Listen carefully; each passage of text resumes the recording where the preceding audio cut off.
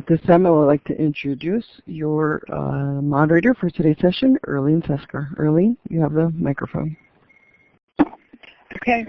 I would like to welcome everyone and thank you for joining us today for our Best Practices in Federal Section 508 Implementation webinar series. As I said, it's part of the series, and our previous presentations can be viewed at www.adaconferences.org/CIOC/archives and at efedlink.org/all-research-shared-webinars.csm.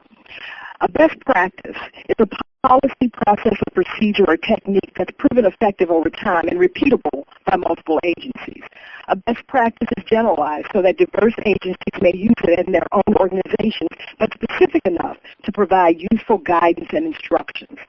So we today are talking about best practices. That's what this whole series is about.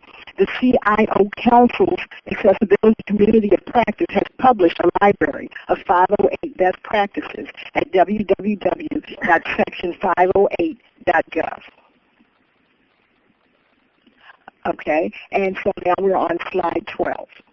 On slide 12, what we're letting you know is because this is a series, as I said, and we do them throughout the year bi-monthly during 2017. So we've already had January and March. Today we're at the May session, and then we will still have July, September, and November to finish out the year. The next webinar after today's webinar will be held on July 25th, 2017, and that topic will be the revised Section 508, Chapter 4, hardware, and that's including mobile. The time is our usual time from 1 to 2:30 p.m. Eastern Time. And as I said, all of our older webinars, our webinars are archived, and they are available at www.adaconferences.org/CIOC/archives. Or at efedlink, and at efedlink.org/all-qual/collaborate -webex-archive.cfm. Okay, this webinar is brought to you today by it's brought in collaboration between the CIO Council and the U.S. Access Board. For information, COI Council, that website is cio.gov. The Access Board is access-board.gov. Earlene, your microphone is going out. Okay. It's going to get choppy. Can you hear me? Yes, okay. I don't know why. Okay. With all that said, what we will be talking about today is the old versus new original Section 508 standards from 2000 and comparing that to the revised Section 508 standards. And our presenters today will be Bruce Bailey, who is an IT accessibility specialist at the board, and Timothy Cregan, who's a senior accessibility specialist at the board, and both are responsible for authoring the documents, the original 508 standard and the revised standard. That's nice, but that's not actually true. we didn't work on the original standards, but we are experts at the original standards and have been supporting them for the last 10 years. We did work on the revised standards. Absolutely. Okay, I stand corrected. I was just giving them a little more credit, I guess, than they were due, but that's okay.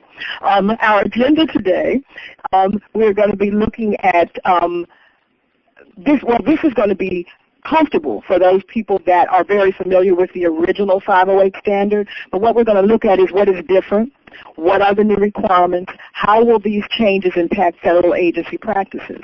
I'm sure that's the question everyone wants the answer to. And then a note on accessibility. Standards reflect established practices.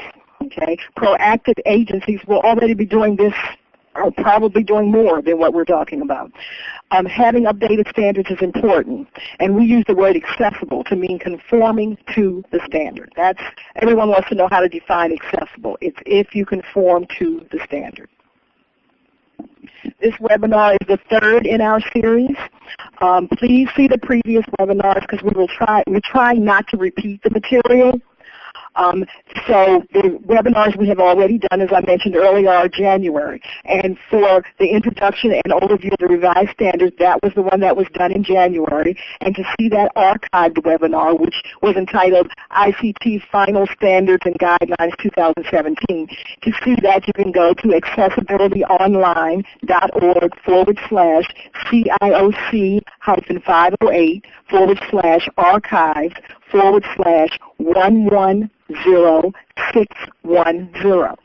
And then the second webinar in this series was in March.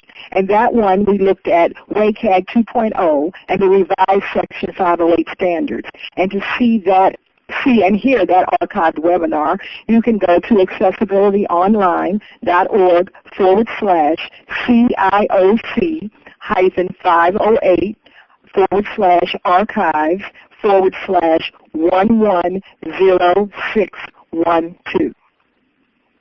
Now on to slide 17. And what we're going to start out talking to you about is what is different and what are the new requirements. And with that, I will turn it over to our presenters on slide 18. Thank you, Elaine. This is Tim Cregan. And in today's webinar presentation, I will be talking about what the original Section 508 standards say and how they were formulated and organized. And Bruce will be responding with what the revised 508 standards say. Okay, so first of all, the first slide 18, we're talking about a very high-level overview.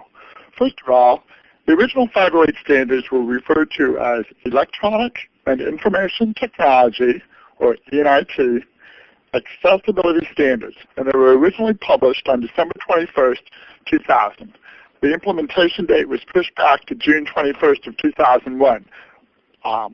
They are organized in 4 subparts, they're called, A, B, C, and D. A is general, B is technical standards, which includes provisions 1194, 21 through 26. Subpart C, which is the functional performance criteria. And finally D, which includes information, documentation, and support. Hi, I'm Bruce, and for today's presentation, I'll be voicing the part of the revised standards that we published on January 18th, 2017. And the title there is Information and Communications Technology Standards and Guidelines. And that is a very different organization. It's by chapter. So Chapter 1 is Application Administration, Chapter 2 Scoping Requirements, Chapter 3 the Functional Performance Criteria, Chapter 4 Hardware, Chapter 5 for Software, and Chapter 6 for Support Documentation and Services, and not listed here is Chapter 7 for our reference standards. Next slide, please. Slide 19. The big picture of the things that are different, and again, we covered this on our webinar from January 31st. We talked about this extensively, but just as a reminder that the formatting is similar to industry consensus documents. So we're not following the Federal Register outline kind of style. Formally, the standards and guidelines as we're talking about them today, and as we talked about them on January 31st, technically they're actually appendices in the Code of Federal Regulation, the Code of Appendices to 1194. I'm not going to be talking about that today much, except that to remind everyone that we are addressing 2 different statutes, 2 different laws, Section 508 of the Rehabilitation Act, Section 255 of the Telecommunication Act. This is similar to what we did under the Americans with Disability Act and the Architectural Barrier Act, where we had one set of technical criteria that was standards and guidelines depending on which statute they were used for. But so different scoping and application factors, but consistent in one set of technical standards. Many of the other big, and we've got experience with that. It works well. The other big change that I need to make sure I mention right off is that many of the technical requirements that you need for implementing 508 are not in our 508 standard. They're in WCAG 2.0, the level AA6 host criteria and conformance requirements, and then there's some other incorporation by reference materials that you might need as well, and we'll mention a couple of those as they come across. Next slide. Okay. Now what we're going to look at is the original Subpart A, which includes your general requirements. And this will be compared to the revised chapters 1 and 2. Thank you, Raylene. We're on slide 21, and we're talking about what is different between the original Subpart A versus revised chapters 1 and 2. So Subpart A in the original 508 standards has a general provision, and underneath that are the sections 1194.1, purpose, 1194.2, application, 1194.3, general exceptions, 1194.4, definitions, and 1194.5, equivalent facilitation. So the revised will have these broken up into different places, and maybe there'll be subsections as opposed to high-level sections. So we're in chapters 1 and 2. Purpose is found in E101.1, so it's a subsection under E101 General. Application and scope is really two different things, and the scoping is really closer to the 1194.2, so that's E201.1 scope. Under E201 application. We have a section called General Exceptions, is E202, so chapter 2. We have definitions, it's back in chapter 1, E103 definitions, and then equivalent facilitation is not its own section heading, it's E101.2 equivalent facilitation under E101 General, so it goes to the subsection. Okay. If I just like to make a point here, Bruce, you will also notice one other difference in the revised section 508. The application and scoping chapters 1 and 2, have a prefix of the letter E in front of them. When you look at our complete document for the section 255, chapters 1 and 2, that has a prefix of C. We mention that because, as Bruce mentioned, this is a combination of two rules. They each have separate chapters 1 and 2, and today we're just talking about the section 508 chapters 1 and 2, and as Bruce has said, they have the prefix of E for application and scoping. Next slide. Okay, slide 22. This is the purpose section. All right. What I'm going to be reading over the next several slides is paraphrases and portions of the original text from the original 508 standards. So in 1194.1 section, the purpose statement says, the purpose of this part is to implement Section 508 of the Rehabilitation Act of 1978 as amended. And then it gives you the citation, 29 U.S. Code 794D. From the revised standard, E101.1 purpose, these revised standards contain scoping and technical requirements for ICT to ensure accessibility and usability by individuals with disabilities. Compliance with these standards is mandatory for federal agencies subject to Section 508 of the Rehabilitation Act of 1973, and then the exact same citation. Next slide. Continuing on, Section 508, as we know, applies to federal employees. Again, from the original purpose statement. It says in part, federal employees with disabilities have access to and use of information and data that is comparable to the access and use by federal employees who are not individuals with disabilities. The revised standard is exactly the same phrasing, so I won't repeat it. It's just the organization is a little bit different. It's under in E203.1 General, under a section heading of E203, Access to Functionality, and we're going to see the paragraphs are broken down with letters. So this is what Tim just read is paragraph A. Next slide. Okay. Again, I'm continuing with our comparison. Original 508 also applies to members of the general public. So in the purpose, we also see this language, that individuals with disabilities who are members of the public seeking information or services from a federal agency have access to and use of information and data that is comparable to that provided to the public who are not individuals with disabilities. There's just a small editorial change to seeking information or data instead of seeking information services, but almost again verbatim, so I won't repeat that here. And it's in, again, E203, Access to Functionality, subsection E203.1 General, and then paragraph B within that. Next slide. Okay. Now we're on slide 25. Now we're talking about application, scoping, undue burden, fundamental alteration, and best meets. Now, in this, Bruce and I are going to sort of do a call and response. So to start off, under 1194.2 application, provisions A and B. Provision A includes the language. Sorry to interrupt you, Tim. The audio is getting choppy on the phone. I'm listening on both the phone line in the webinar room, and it sounds choppy on both. Is there any way we can adjust the mic, or if we can try reconnecting? Okay. Okay, we're going to try putting the mic closer first, and if that doesn't work, then I guess we'll try reconnecting. Okay.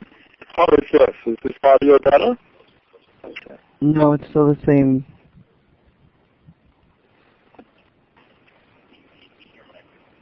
Okay, how is this? Is this better? No, but Bruce's microphone seemed to come through clearer. Maybe if you want to try his. Okay. How is this? Is this better? Testing 1, No. 2, 3, 4. Is the sound quality better now? No, I'm looking at the feedback in the participants. Okay. Okay, we'll try reconnecting. Okay, hold on. Mhm.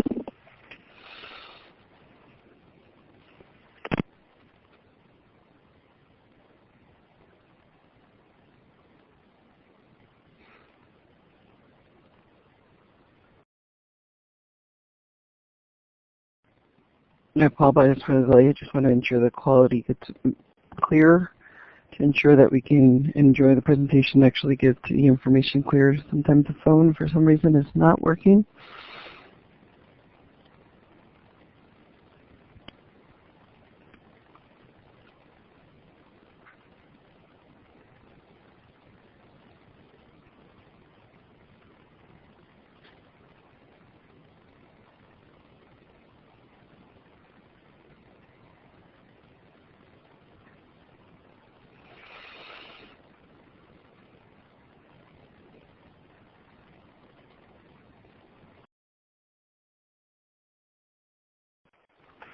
Okay, we can do a test. Hello, Claudia. This is Tim.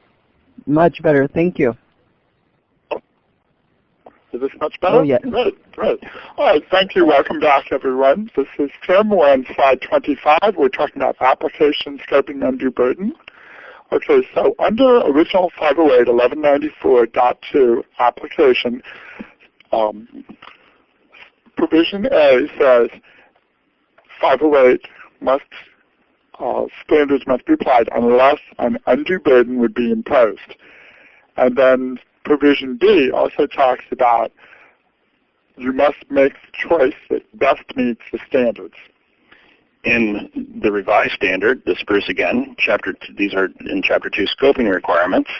E202 general exceptions is where it talks about undue burden or fundamental alteration, and then E202.7 is where it talks about best meeting if a product or service or ICT cannot fully meet the requirements. So it's both of those concepts are addressed as general exceptions as opposed to being under application. There was a provision C in the original 508 that talked about making sure that 508 applies to work done under a contract. We believe that we made it clear in the revised standards that the accessibility standards apply to work done under a contract. So we took out that particular provision as unnecessary. Next slide, please. Okay, fundamental alteration. Under the original 508 standards, the provision says 1194.3, sub E, it says this part shall not be construed to require a fundamental alteration in the nature of a product or its components. The same concept is in the revised standards, but the revised standards address the fundamental alteration right alongside undue burden, because fundamental alteration is a kind of undue burden. So the heading of subsection E202.6 is undue burden or fundamental alteration. And then E202.6.2 is the subprovision for the subsection for the required documentation, and E202.6.3 is the alternative means description of accessibility that must be provided. Next slide, please.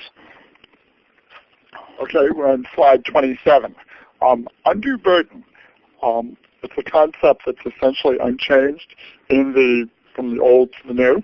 And under the old section, we have provision 1194.2a, which says, one, there is a requirement to provide alternative means of access. We still have the alternative means of access requirement in the Chapter 2 scoping requirements in the revised standards. It's under 202.6.3, alternative means. Okay. In the original 508, we have a second sub-provision that says there's a requirement to provide supporting documentation. And that's supporting documentation for your undue burden or your claim. We have the same documentation required for both undue burden and fundamental alteration, and it's at E202.6.2 required documentation. In original 508, we have a definition for undue burden in 1194.4 definition. So you have a requirement to consider the agency resources. And almost identical phrasing appears in the revised standards. It's in the description of the exception, E202.6.1, basis for a determination of undue burden. Formerly, that was only found as a kind of a definition, and now it's part of the running description of agency responsibilities. Next slide. Okay, slide 28. We talk about the concept of best meets. Again, it's almost identical. In the original 508 standards under 1194.2 B, the language says in part, if products are commercially available that meet some but not all of the standards, the agency must procure the product that best meets standards. This idea is in E202.7 best meets. Phrasing is a little different, but about the same idea, where ICT conforming to one or more requirements in the revised 508 standards is not commercially available. The agency shall procure the ICT that best meets the revised 508 standards consistent with the agency's business need. And again, the subsections there, E202.7.1 required documentation and E202.7.2 alternative means. Next slide. Okay, now we're talking on the general exceptions. This is slide 29. Again, like much of the transition between the revised and the original, the general exceptions are essentially unchanged. So the general exceptions are found at section 1194.3, general exceptions, and the provision sub A is national security. We have that in the revised standards under E202.3, National Security Systems, under E202 General Exceptions. We address federal contracts under sub-provision B, and we talk about incidental to a contract. That ICT that is incidental to a contract is not covered by the Section 508 standards. It's not the deliverable of the contract. It could be ICT that is used to create the end product. Same idea in revised standards, E202.4, federal contracts. Right. Section E, fundamental alteration. Again, I've already talked about this one as E202.6, undue burden or fundamental alteration, but again, the same concept. Right. And then F, maintenance spaces. And we have that same exception in the revised standards at E202.5, ICT functions located in maintenance or monitoring spaces. It's a little bit more clarified and more detailed. The original 508 started, people tend to fall away from the maintenance spaces idea and talk about back office, and it's not a back office exception, it's an exception for ICT, where the ICT is located someplace where you can't get the display or the features or the status of that hardware remotely because it's in a maintenance space. So it's just clarified, same concept. Good point, Bruce. Finally, there were two general exceptions in the original 508. Exception C, which said that assistive technology was not required everywhere. And for example, we were making the point that you didn't need to load screen reader software on the workstation of every federal employee, only for those employees who might need it. we took that out as unnecessary because we felt that was pretty clear. Also, there was an exception that said that you did not need to provide accessible ICT where members of the public did not have access. So again, we took that out as unnecessary. Next slide, please. Slide 30, we do have a new exception in the revised standards, namely, under E202 general exceptions. There's an exception for legacy ICT, E202.2. It's actually the first text, the first paragraph of text that you come across in the general exceptions category. It reads, any component or portion of existing ICT that complies with an earlier standard issued pursuant to Section 508 of the Rehabilitation Act of 1973, as amended, as republished in Appendix D, and that has not been altered on or after January 18, 2018, shall not be required to be modified to conform to the revised 508 standards. So it's basically a very generous grandfather clause. Do pay attention to the details, though, if that's going to be important, because this is several existing ICT and alteration are defined terms. But basically, if you have ICT that is accessible, conforms to the original 508 standards, you don't touch it, you don't make any changes to it, then you don't have to make any changes to it to be in compliance with the revised standards after January 18th of 2018. Next slide, please. Okay, slide 31. The difference between the original 508 and the new 508 when it comes to definitions. The definitions are found at 1194.4, and there's 12 terms defined in the original 508 standards, including electronic and information technology, which we will cover fairly quickly in the next several slides. In the revised standard, we have a section for definitions, E103. There's 35 terms, so that's up quite a bit. And the big central term of what's covered is information and communications technology. Next slide. Okay, this is Tim again. So as I said, we're going to talk about the definitions in the original 508. We're going to compare them to the definitions in the revised 508 standard. So in the original 508 standard, the definitions for electronic and information technology. First bullet point says, it includes information technology, and you'll notice that this is underlined, information technology. And the reason for that is because information technology itself is a defined term in the original 508 standards, and we'll get to that in just a moment. But the definition continues, it says, it includes information technology and any equipment or interconnected system or subsystem of equipment that is used in the creation, conversion, or duplication of data or information. And it says the term electronic and information technology includes but is not limited to. And then it lists the product categories that we've seen in the technical provisions. So telecommunications products such as telephones, information kiosk and transaction machines, World Wide websites, multimedia, and office equipment such as copiers and fax machines. Next slide, please. Definition continues on slide 33. It says the term does not include any equipment that contains embedded information technology that is used as an integral part of the product, but the principal function of which is not the acquisition, storage, manipulation, management, movement, control, display, switching, interchange, transmission, or reception of data or information. And then to explain that, we also included a paragraph giving an example, such as heating, ventilation, and air conditioning systems, equipment such as thermostats or temperature control devices, and medical equipment where information technology is integral to its operation are not information technology. So for example, if you had a thermostat on the wall of your individual room and it had a digital readout, and you could control the temperature in your room by manipulating that digital readout, that does not make it information, communication, and technology under this definition. Next slide, please.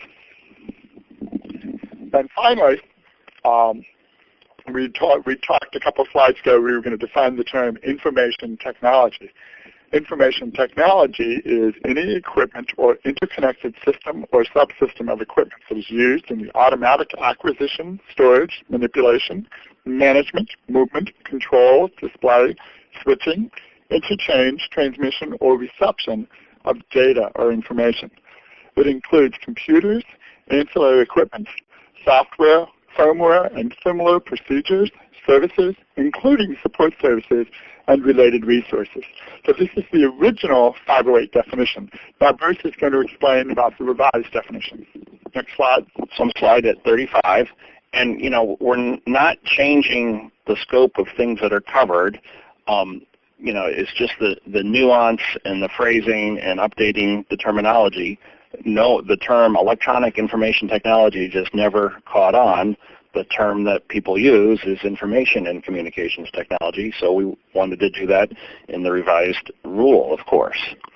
The other thing that happened, the statute mandates that the Access Board have definitions of EIT that's consistent with the Clinger-Cohen definition of IT, information technology.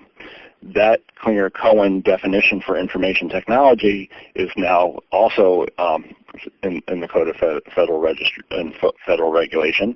So the very first thing we have here is the cite out to that, and this is back to our document. It says information technology shall have the same meaning as the term information technology set forth in 40 U.S.C. 3101 sub 6, and I'm going to show that in a minute here too. So we just cite out to the Clinger-Cohen. So our term is information and communication technology, or ICT in parentheses, information technology and other equipment. Again, there's a reference back to information technology. Information technology and other equipment, systems, technologies, or processes for which the principal function is the creation, manipulation, storage, display, receipt, or transmission of electronic data and information, as well as any associated content.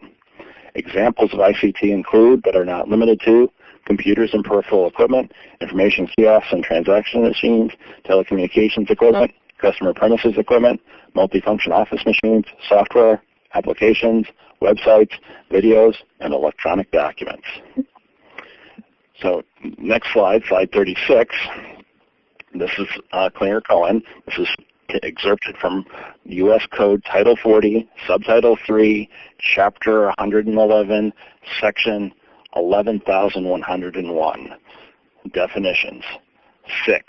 Information technology. The term information technology, A, with respect to an executive agency, means any equipment or interconnected system or subsystems of equipment used in the automatic acquisition, storage, analysis, evaluation, manipulation, management, movement, control, display, switching, interchange, transmissions, or reception of data or information by the executive agency.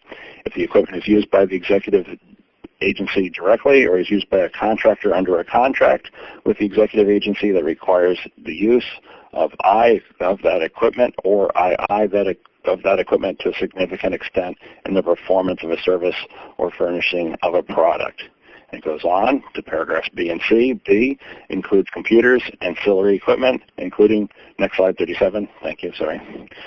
Includes computers, ancillary equipment, including imaging peripherals, input, output, and storage devices necessary for security and surveillance.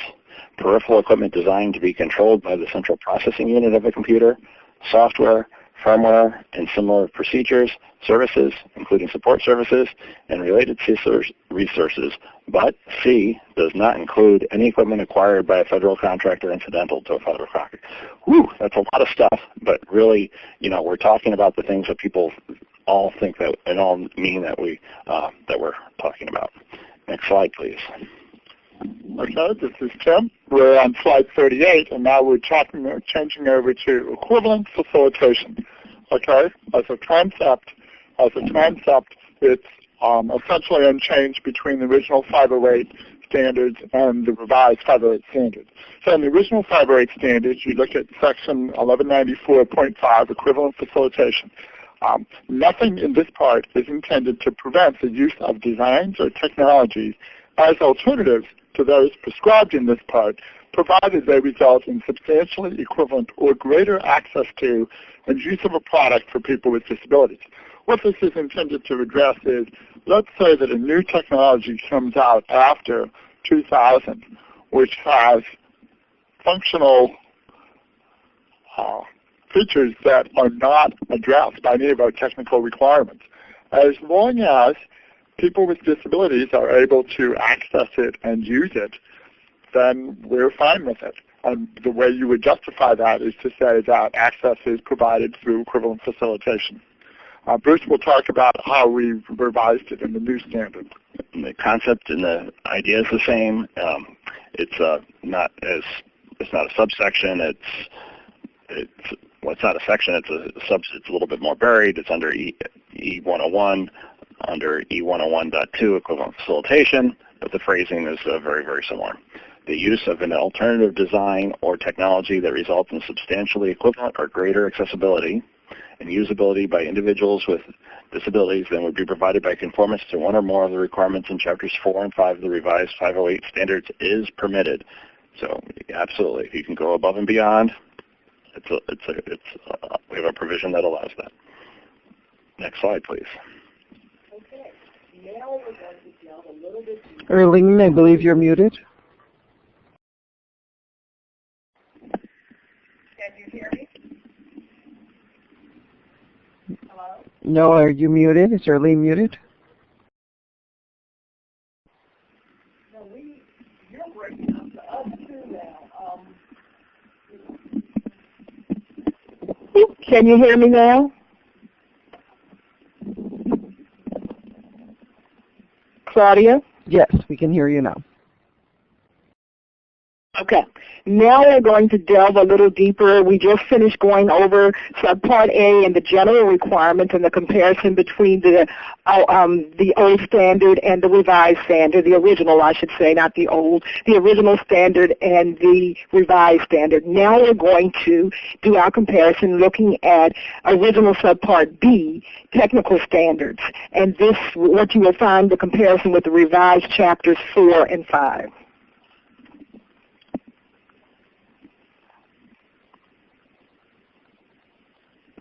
Thank you, Eileen. This is Tim again. We're on slide 40. On slide 40 is original Subpart B, the technical standards. Now, remember, back in 2000 when this was written, the approach that we took was to identify electronic and information technology by the type of product category, what it was called.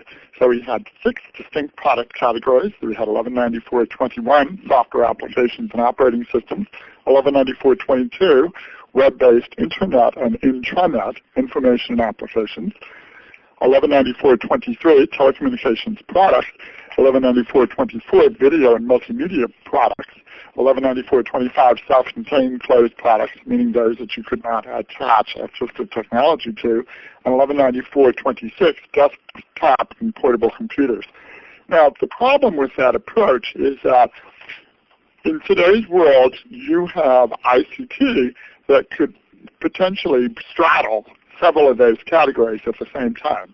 For example, think of a typical smartphone. A typical smartphone obviously would be a telecommunications product, but could also potentially be categorized under every single one of those technical standards categories. So while you would cover the functions of the product, it's very confusing to try and say something is accessible because it meets this product category. So we've taken a different approach in the revised standards, and Bruce is here to tell us how that was done. Bruce? So you're going to find that we're going to have a feature-oriented approch. We wanted to break it down a little bit more if we could. So the big buckets, the big categories are Chapter 4 for hardware and Chapter 5 for software. So pretty much that covers the two universes.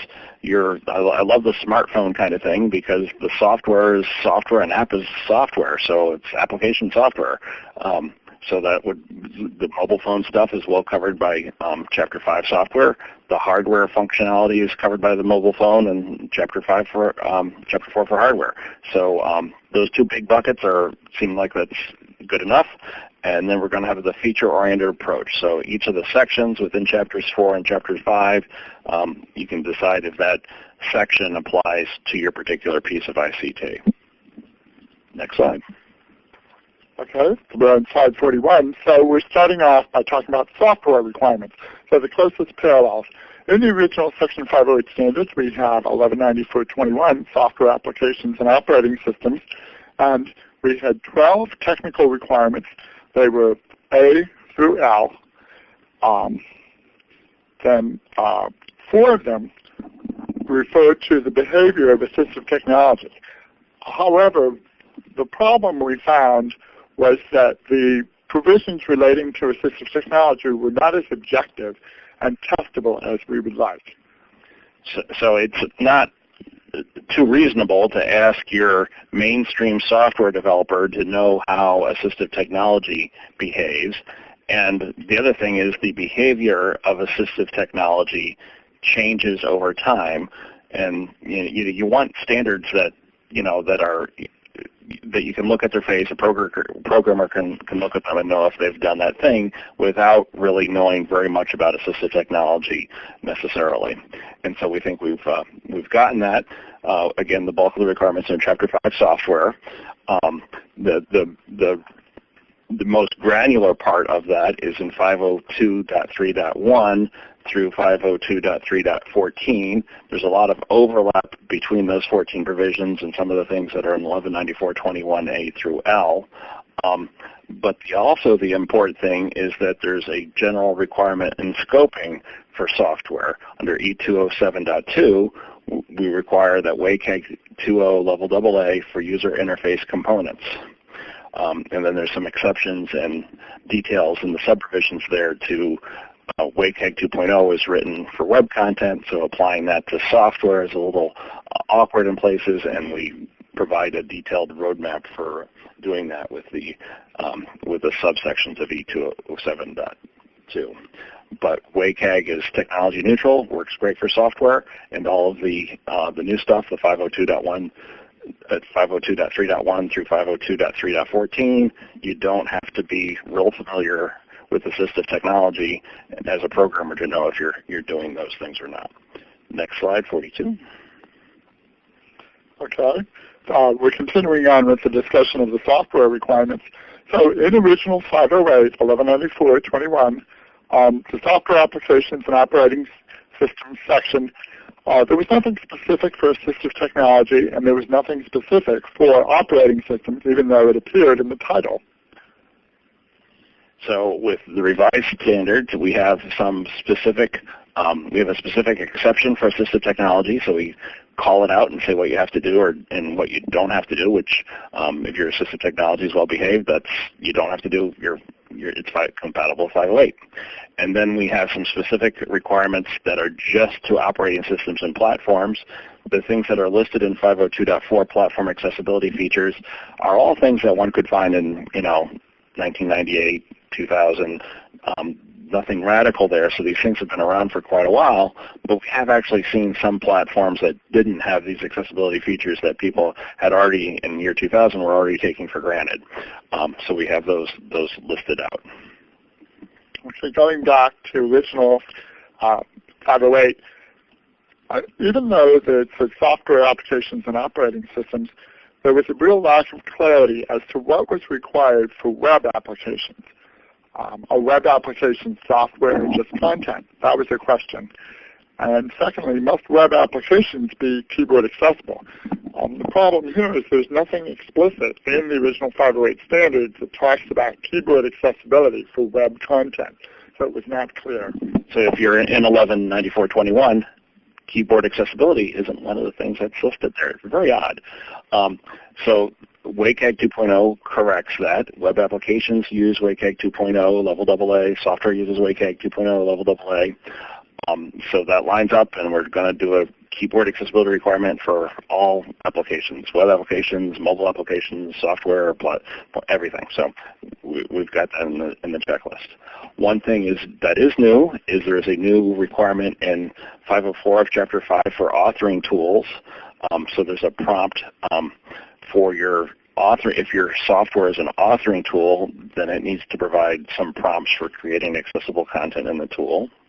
And then I will mention that, Chapter 5 is a pretty complex chapter, and we're planning a webinar where we just focus on Chapter 5. Next slide. Okay. Slide 43, we're talking about web requirements. Okay, so in 1194.22, it's called Web-Based Internet and Internet Information and Application. And in that section, we had 16 technical requirements, A through P. So in our March webinar, we talk about what happened to those 16 requirements, and adding a few more from WCAG 2.0, like the keyboard accessibility thing. So we're not going to talk about that, but I'm going to talk about where the parallel is for this in the revised standards, and that's in E205.2 public-facing. Electronic content that is public-facing shall conform to the accessibility requirements specified in E205.4. And then we call out what we call agency official communication in E205.3, and we list a bunch of document categories that are also covered. We don't cover every single file and document that people might have on their hard drive on the network. We call out all of the ones in these broad categories, stuff that's typically widely distributed, typically very important, typically comes part, important, very important, agency official communications. And again, in our webinar in January, we talked about that in a little bit more detail, but I will mention here that item I was internet content designed as a web page. So there's our close parallel to intranet and intranet and internet content from 1194.22. And then the accessibility standard we're citing, E205.4, accessibility standard, electronic content shall conform to Level A and Level AA success criteria and conformance requirements in WCAG 2.0, incorporated by reference C702.10.1. Chapter 7 is, again, all the reference standards, and that particular number is to the WCAG 2.0. Next slide, please. Slide 44. New in the revised standards is this delineation of covered content, that E205.2 public-facing, electronic content that is public-facing shall conform to WCAG 2.0, and then E205.3 agency of communications, including content that is not public-facing but is in one of these communication types in these 9 broad categories. So we're covering lots of things that weren't explicitly covered before. It's all electronic content, and we have a consistent set of criteria, requirements to apply to all those different types of electronic content. So that's a big change to have something besides just .22, which didn't really work very well for PDFs and Word documents and other types of non-HTML documents. And then finally, I'll mention that there is an exception there for NARA records. That's the National Archives Records Administration, that they are not required to make accessible electronic records that agencies pass over to them. Next slide, please. Okay, slide 45. We always get this question, what are the requirements for phones? What are the closest parallels? So in original 508, telecommunications are addressed in Section 1194.23, and there's 11 technical requirements A through K, which include things such as volume, auto attendance, PTYs, and other telecommunications-related technology. These are going to be found in the revised standards in Chapter 4 on hardware. The closest thing just for phones is Section 412, ICT with two-way voice communications. So, something that you're using to talk like you would on a phone. But there's other requirements, that's a typo there, there's other requirements for Chapter 4 that are also applicable. So, because there's a lot of different hardware requirements that apply to all kinds of things that might maybe apply to a phone or maybe not. You've got to go section by section through all the hardware when you're reviewing a phone for 508 conformance. Then the other one item subsection within 412 that I need to call out in particular is about real-time text, functionality reserved. because the real-time text requirements are pending current and ongoing FCC rulemaking, so it would have been premature for us to have something in there at this point. Next slide. Slide 46, we talk about the requirements for operable parts, the parallels. Okay, operable parts was actually a very popular provision in the original 508 standards. You see it spelled out in detail at 1194.23K, which is a sub-provision of telecommunications. And it's also referenced in two other places, 1194.24C for self-contained closed products and 1194.26B for desktop and portable computers. So the first requirement is that the controls and keys must be tactily discernible without activation. In Chapter 4 Hardware, 407.3 Input Controls, we have something almost identical to that, 407.3.1 Tactily Discernible. And under original 508, second requirement is that this should be provided for use with limited manipulation. Oh, and for sure, we have that in the hardware requirements of Chapter 4, 407.6 Operation. And finally, Provision 3 in original 508, any key repeat can be slowed down. And we have the same idea in 407.4, key repeat. And finally, in 508, we have Provision 4, which talks about locking or toggle controls can be discernible through touch or sound. And in 409, status indicators in Chapter 4 Hardware, we have the section addressing those types of status indicators, which is typically what a locking or toggle control is. We just use a little bit more general phrasing. Next slide. Okay, slide 47. We're talking about video and multimedia. In original 508, there's a separate section, 1194.24, video and multimedia products. And this, first of all, requires that there be the capability for decoding of closed captions. It doesn't specify how that's done. It just says that it shall be able to decode closed captions. Similarly, it requires tuners to have what is called a secondary audio program playback circuitry. Essentially what that's saying is it should have the capability of providing audio description. There's closed parallels and revised standards, Chapter 4 for hardware, 413, closed caption processing technologies, and 414, audio description processing technologies. And again, under video and multimedia, once you've said that you should have the capability to provide captioning and audio description, Provision C through E talk about requiring multimedia to be captioned and audio described, whether it's opened or closed captions. So now we're talking about content here. So these end up being not addressed in hardware. The requirements for captioning and audio description are from the incorporation by reference of the WCAG 2.0 level AA, and their success criteria for all of these things are broken down a little bit differently because WCAG 2.0 has different, breaks out live and pre-recorded as two different things. So it's 121, 122, 123, 124, and 125. Now there is, next slide please, 48. There is one new piece in Chapter 4 for hardware related to multimedia. 415 requires user controls for captions and audio descriptions. So it requires that operable parts, which is a defined term, it's physical buttons. It requires operable parts for captioning and audio description were provided for volume and channel selection. So if there's a operable part that does volume, there should be an operable part that does, there must be an operable part that does mute. There's an operable part that does changes channels. There needs to be an operable part for turning on audio description. Okay, so now we're ready to go to the next major section of original 508. Next slide, please.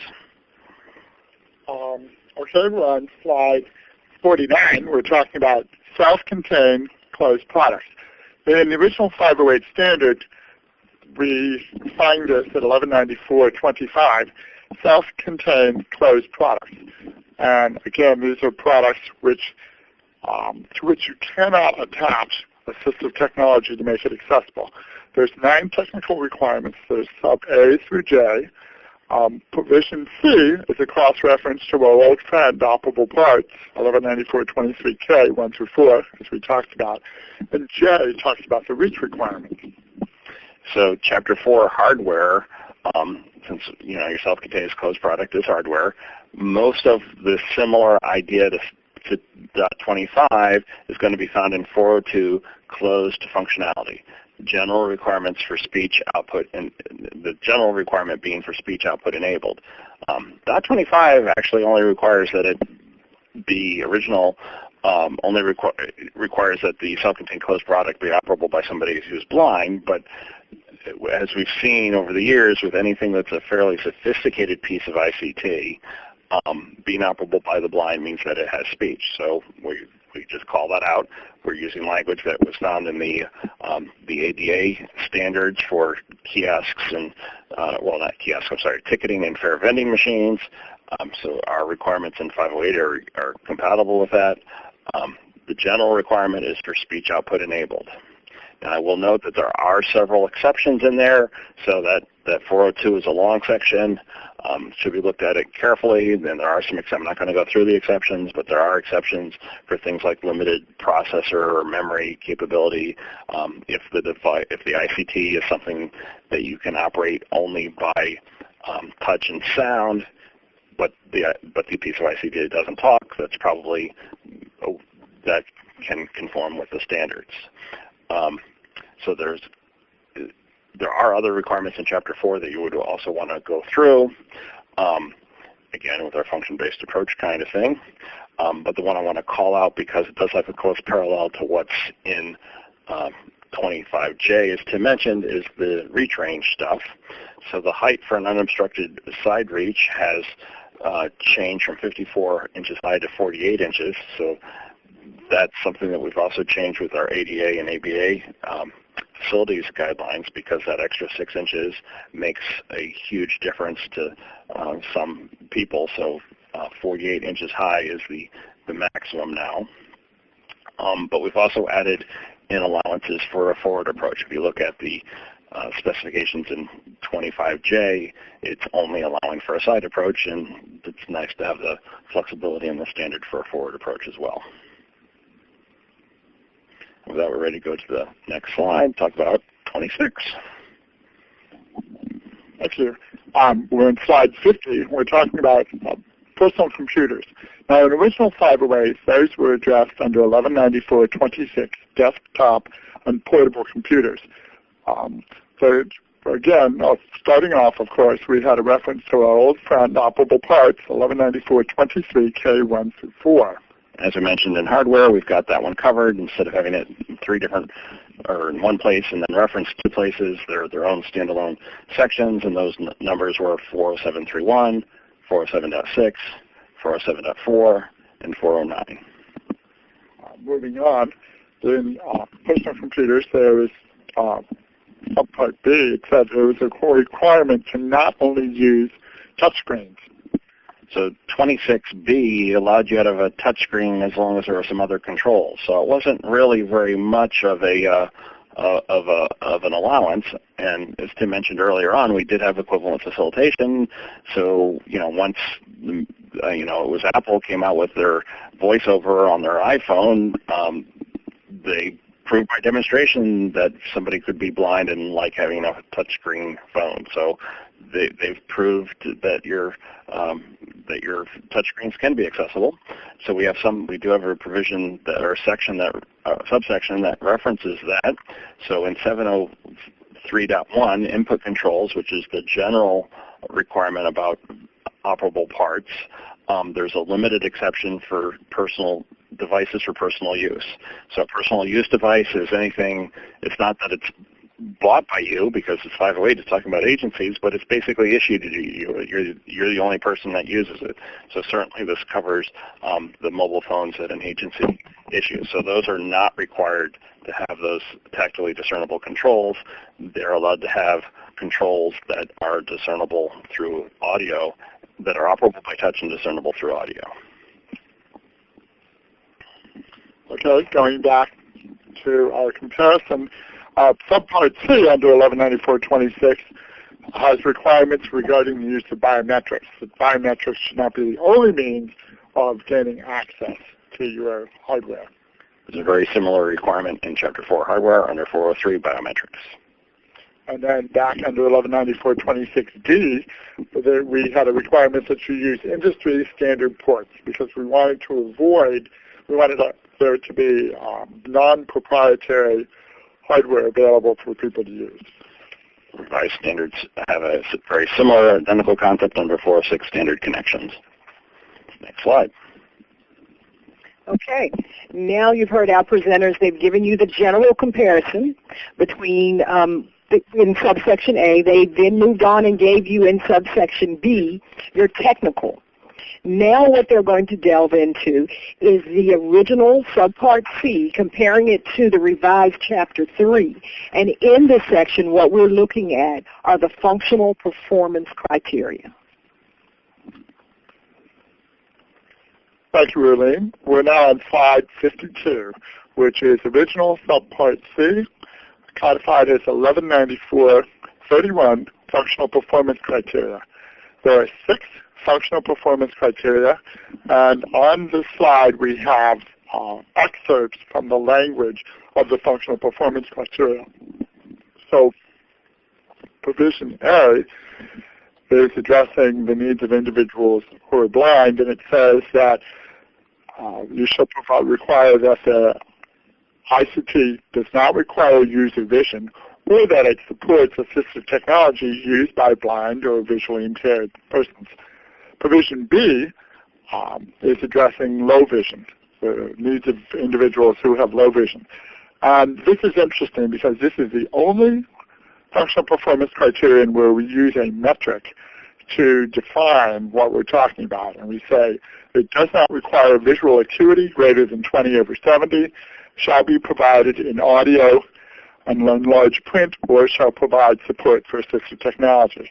This particular provision, we received a lot of comments during the rulemaking process, and many people pointed out to us that the metric was really inapplicable to a large number of users who were low vision, and so we made changes, which Bruce will talk about in a moment. Functional performance requirement 31C does not require user hearing or supports assistive technology used by individuals who are deaf or hard of hearing. D, sub-provisions, talks about individuals who are hard of hearing, and it says, where audio information is important, it shall provide enhanced audio or else support assistive technology. These provisions are intended to recognize that for different users, there are different means of accessing information and different preferences for how people receive that information, so the functional performance criteria are intending to address that. 31E talks about for the needs of individuals who are unable to speak, so it says that if you need to access information or data on the technology, it should be in such a way that at least one mode which does not require user speech, or that it should support assistive technology used by individuals. Finally, provision F, which is unusual in that it does not have a requirement for supporting AT. It has an absolute requirement where it says that the ICT does not require, there should be at least one mode of operation for the ICT which does not require fine motor control or simultaneous actions, and it's operable with limited reach. So now Bruce will talk about how these all were addressed in the revised 508 standards. Next slide, please.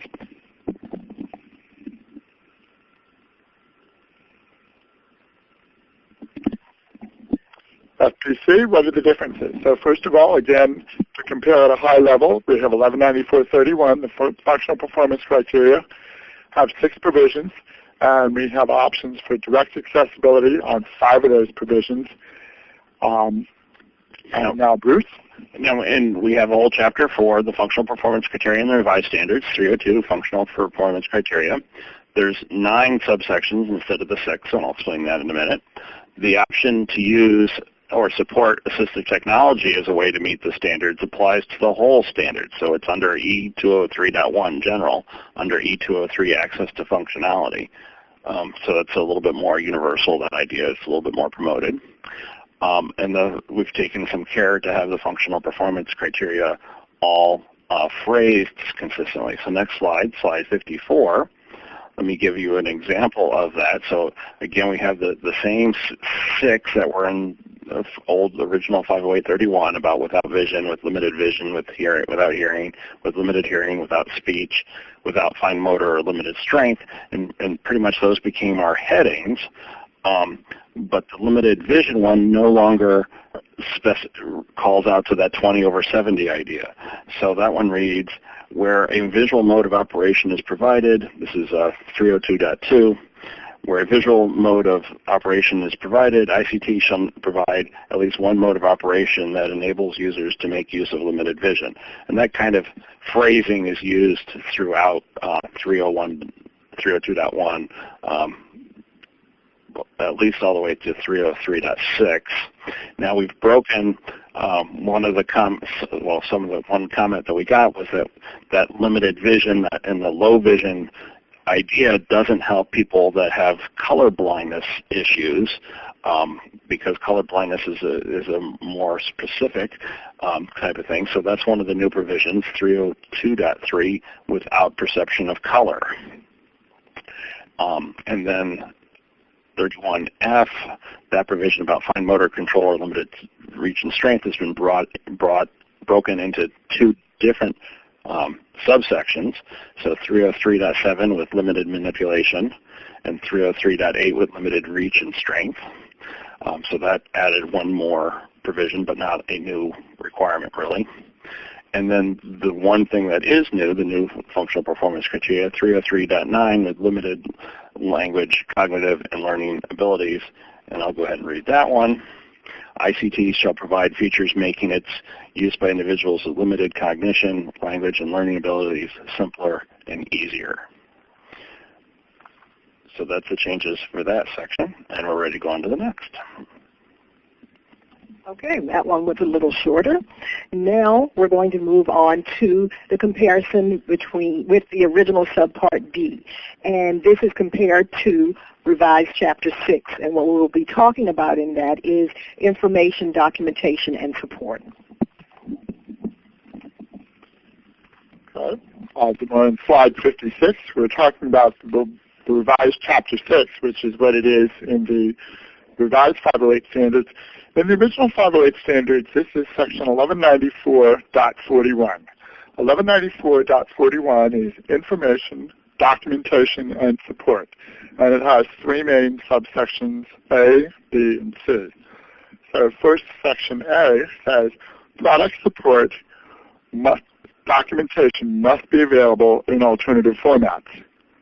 So it doesn't specify what's in this product support documentation. It just says that it must be provided in alternative format. Provision B says end users must have access to accessibility and compatibility features. So that means that people using the technology or the ICT must have access to those features. Again, you have no idea what those features are. There's no requirement that they be specified or spelled out or discussed in any way. And then C, subpart C, support services must accommodate communication needs. So this is the original approach that was taken in subpart D for information, documentation, and support.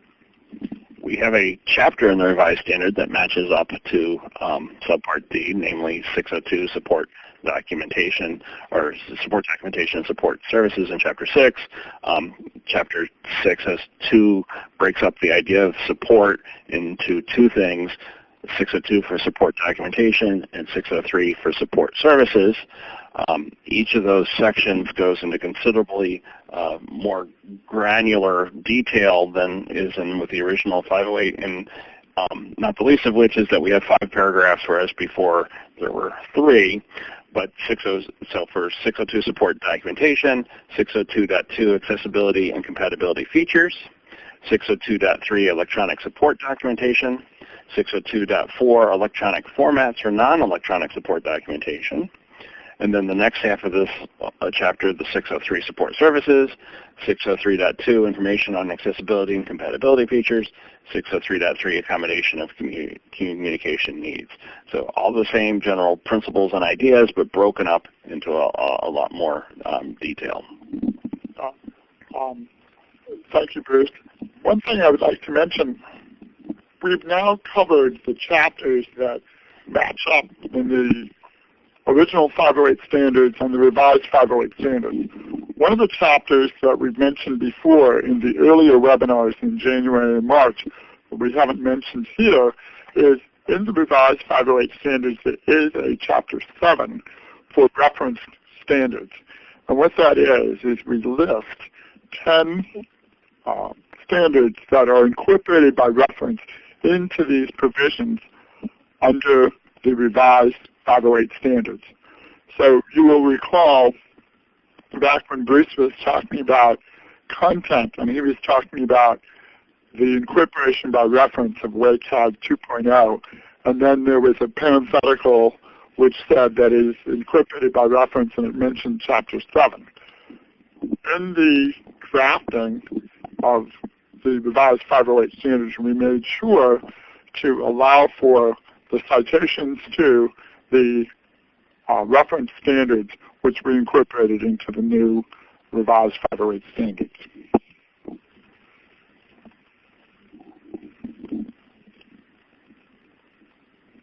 Okay. Now we're to that question I said earlier was going to be the million-dollar question, and you're all waiting for an answer to. And the question is, how will these changes impact current federal agency practices? So next slide, 59, or 58, sorry. So the main difference to actual practices, and again, the agencies don't have to do anything new and different until after January 18th if they're already happy with their following of the current 508, the original 508 requirements. But the big thing that changes is conformance to WCAG 2.0 level AA for your websites, your public and your internal websites. So instead of just the list in 508, you've got to use WCAG 2.0 level AA, which came out in December of 2008. So they were very well vetted by the time we adopted them. You also have to apply the WCAG 2.0 success criteria and conformance requirements to other documents that delineated official agency communication.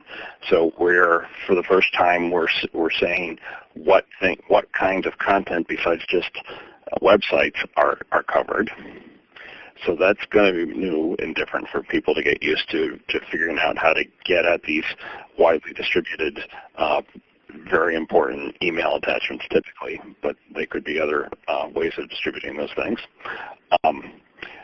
The main thing that agencies are going to have to do different is update whatever their checklists and their protocols that they're using to tell if their documents and websites are accessible. So instead of using a checklist against 508 for web content for your web developers, it would be a checklist against WCAG 2.0.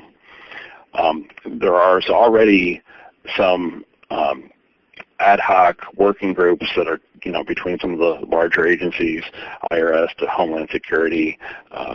I think we got people in education on that, IRS, Treasury, that are coordinating Health and Human Services. They're coordinating as they update their own internal checklists for checking documents for accessibility. They're communicating and coordinating with other agencies so that we have one unified list of checklists for Word or Excel or PowerPoint.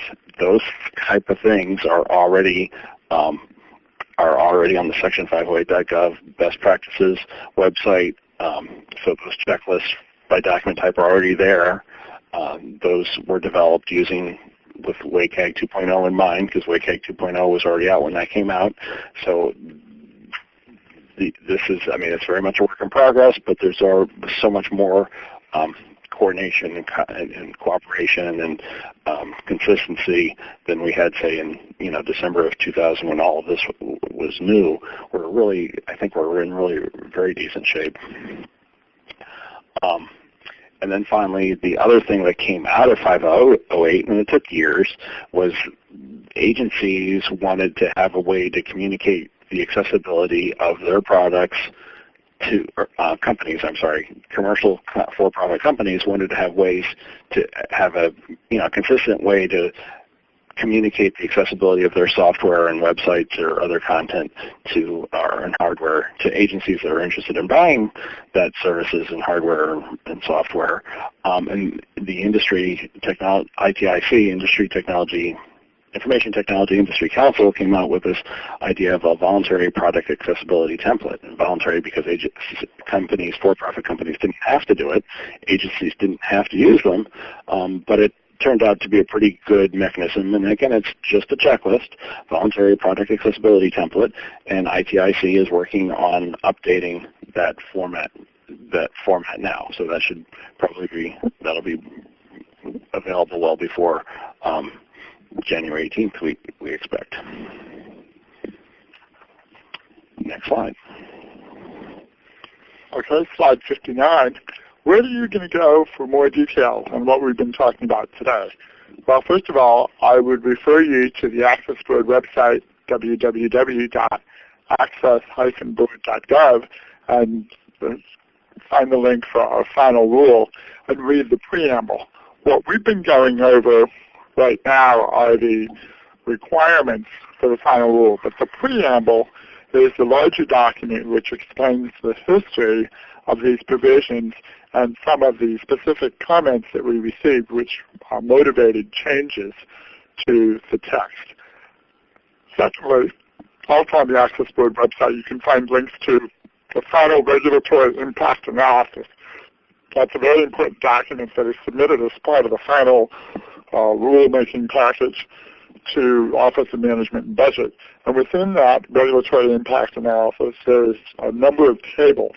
We would call your attention specifically to Table A1, which is Caption Breakout 2.0 Level A and Level AA success criteria.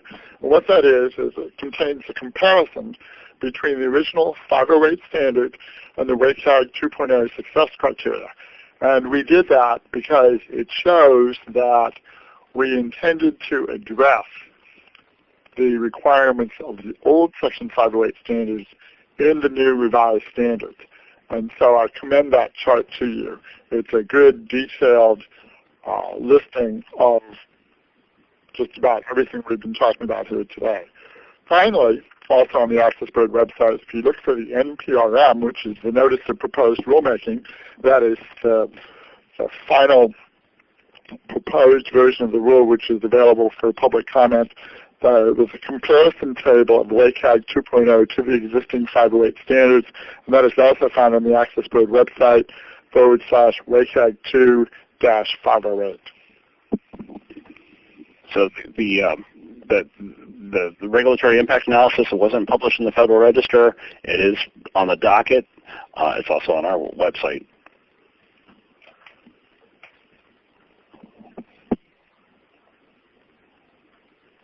Next slide. Okay. Also at .gov resources, we have additional government resources that will give you additional information. One is the Access Board. Our website is www.access-board.gov, and there you would have access to the Section 508 standards and Section 255 guidelines, technical assistance. The ICT final rule from 2017 is there, as well as you have access to the archives for the Section 508 best practices webinars, and then more guidance and material is under development. Also, GSA's government-wide Section 508 accessibility program, and that can be accessed at section508.gov. And there's also harmonized guidance from the Accessible Electronic Document Community of Practice, and that can be accessed at section508.gov best practices. Okay, and now we're going to do a couple of things here. We have a couple questions, and we're going to try to get to our questions. But before we get to our questions, Bruce, when you were speaking on 602, Section 602 for support documentation and 603 for support services, we lost our captioning. So if you could give us that information again, because people missed some of the content for that. can we go back up to that slide? There we go. So we've broken, as compared to the original 508 1194-41, we've got 5 paragraphs instead of 3. We've broken it in those 5 paragraphs into 2 general paragraphs, 2 categories: 602 support documentation, 603 support services, and then just the more detailed requirements within each of those 2 broader categories. The general ideas are about the same. We just apply a lot more specificity. Okay. I hope that helped. And now we have a question. Now we're going to move on to our question segment. And we have a question about, do these changes apply to the state agencies who receive federal funding? Elaine, this is Tim. The short answer is Section 508 on its face. Remember, we talked about the application section. Makes it very clear that Section 508, as written, only applies to federal agencies when they procure, use, maintain, or develop information and communications technology.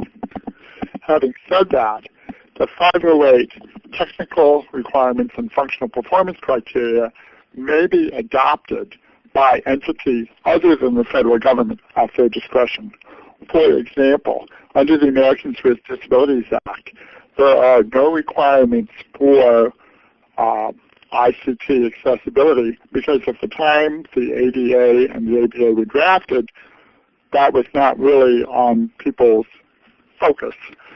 The Department of Justice, which is responsible for enforcing Title II and Title III, has provided guidance on their website indicating that people should look to the Section 508 standards if they are seeking to provide effective communication and they're looking to make their electronic content accessible.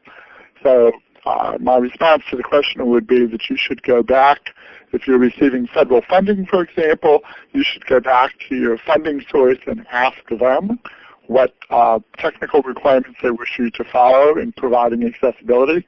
If you are looking for guidance, I also recommend you to the Department of Justice website on this issue, www.doj.gov. Okay. We also have a question. If W3C revises its WCAG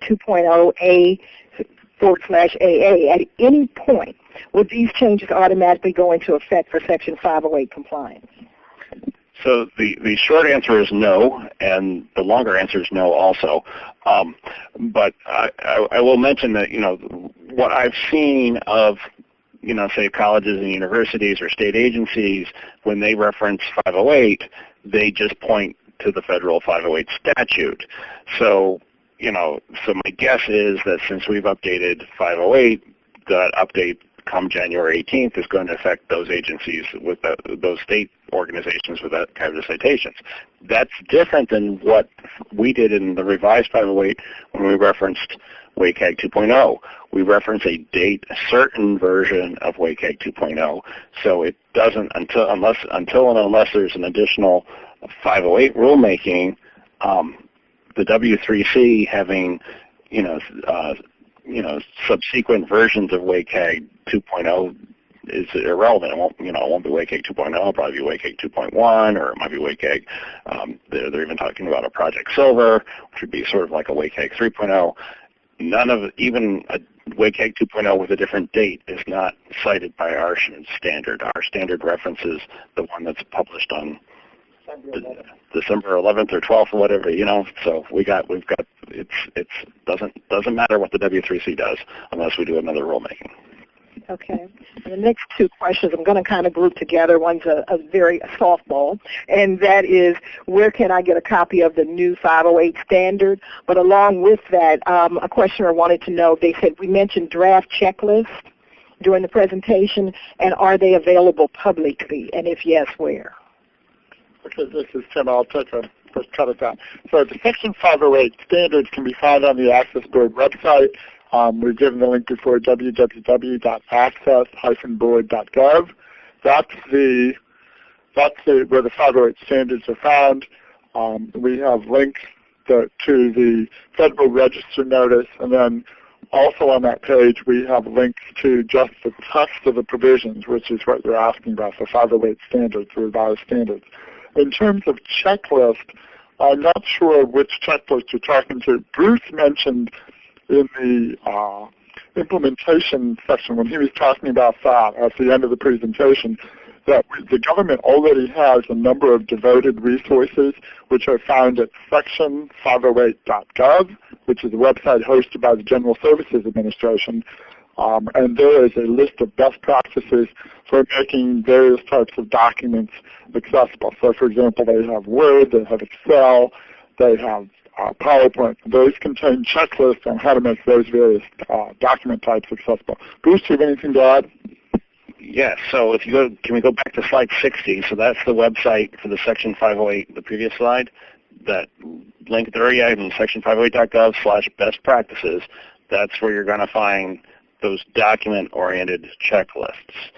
And again, those checklists work for the revised 508. They work for WCAG 2. They work for original 508 as much as original 508 talks about documents. So they're basically checklists of, and they're checklists of what you can do oriented by the document authoring tool you're using. So that's as good as you can get with it for accessibility for those particular products, really. And those are being added to all the time. The other thing I'll say about checklists is, it's long, but you can take the revised rule and just treat it as a checklist. I don't know of anyone that has, I haven't seen any documents that take that very little checklist approach. I've seen a few that have done that for WCAG 2.0. It's not too, the table of contents for WCAG 2.0 also works as a checklist. So I don't know of anybody that's sharing those kind of approaches, but it's not hard to do in concept. And then there was one other part of that question that I forgot. Sorry. I'll just jump up and say that Claudia is putting in the chat box. There's also webinars that we've done on how to make documents accessible, and the link to that is www.accessibilityoronline.org/ADA-tech/archives. So there's a lot of resources out there. And that was in response to, we did get a specific question, would there be classes on how to actually make accessible documents and PDFs and so forth. I also wanted to give the directions for navigating to, some people really like to see it in the Federal Register. So if you want to see the 508 rule on the Federal Register, go to January 18th of 2017, look for Access Board, and that's a very nice version of the rule. They've got it in very nicely formatted HTML and the PDF. Okay. We had a question. It's about alterations in Safe Harbor, and they wanted to know, could you go more into alteration in Safe Harbor? The rule gave an example of the footer. If the footer is altered, then only the footer needs to be compliant per refresh rule. What about new pages to a site? Would the scoping be a new page content required to conform to new standards, but the template only needs to meet old standards since the template is not altered? That's correct. So the alteration is a change to existing ICT that affects interoperability, the user interface, or access to information or data. And then our legacy ICT thing was changed or altered on or after January 18th of 2018. So the commenter's question about a new article, the new standards would apply after January 18th, 2018. The footer, if the template conforms to original 508 but not to WCAG 2.0, there's an agency or some other entity that's covered by 508 is not per this legacy ICT. They're not obligated to change those templates just for the new standards if their old templates conform. But then anything, when they do change the templates, which they will eventually, of course, then the template would have to conform to the new standard. Okay. Well, I'd like to thank everyone for joining us today. That's all the time we have. I do realize that quite a few questions started rolling in toward the end there.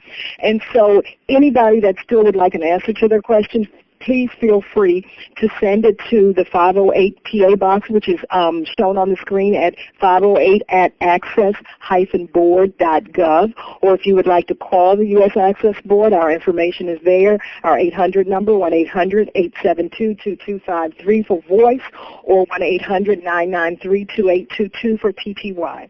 Our website address is also there to access the additional information on 508. As I mentioned earlier, our next scheduled session will be July 25th, and it will be concerning, the topic will be the revised Section 508, Chapter 4 hardware, including mobile. And the registration website, if you'd like to register for that, registration is currently open. It's www.adaconferences.org/CIOC. And again, thank you for joining us today. This concludes today's session.